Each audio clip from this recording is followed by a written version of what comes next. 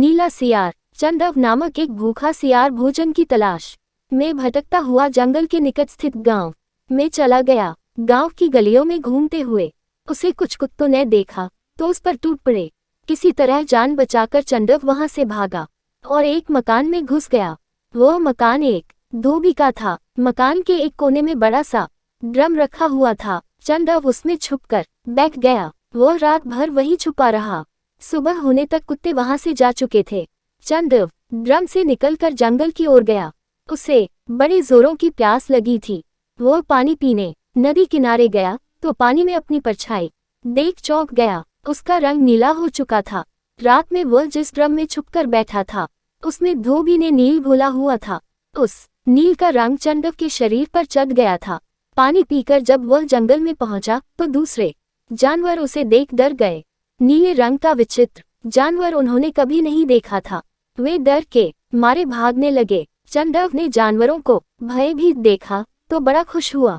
उसके दिमाग में जानवरों को मूर्ख बनाकर जंगल का राजा बनने का विचार कौन था। उसने भागते हुए जानवरों को रोका और उन्हें अपने पास बुलाकर बोला, मित्रों, मुझसे मत डरो, मैं ब्रह्मा जी का दूत हूँ। उन्होंने मुझे तुम लोगों की रक्षा के लिए भेजा है। इस जंगल का कोई राजा नहीं है, अब से मैं तुम्हारा राजा हूँ। तुम लोगों की सुरक्षा की जिम्मेदारी अब मेरी है। तुम मेरे राज में आनंद से रहो। सभी जानवर उसकी बातों में आ गए और उसे अपना राजा स्वीकार कर लिया। उसने शेर को अपना मंत्री, चीते को अपना सेनापति और भेड़िए को अपना संतरी नियुक्त कर लिया। सियारों को उसने जंगल से निकाल दिया क्योंकि उसे उनके द्वारा पहचाने जाने का डर था। अब चंदव के मजे हो गए। दिन भर वह छोटे जानवरों से अपनी सेवा करवाता, हाथी की सवारी कर जंगल में घूमता। शेर, चीते और भेड़िए उसके लिए शिकार कर लाते। वह छककर उसका भक्षण करता और बचा हुआ मांस उन्हें दे देता। दिन बड़े ही शांतिपूर्ण रीति से गुजर रहे थे।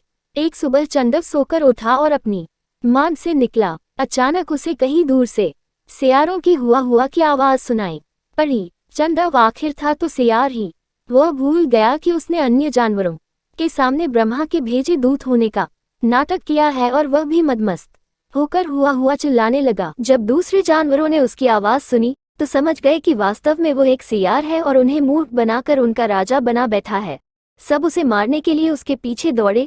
चंदव ने भागने का प्रयास किया किंतु शेर चीते के पंजों से बच ना सका और मारा गया। Please like, share and subscribe.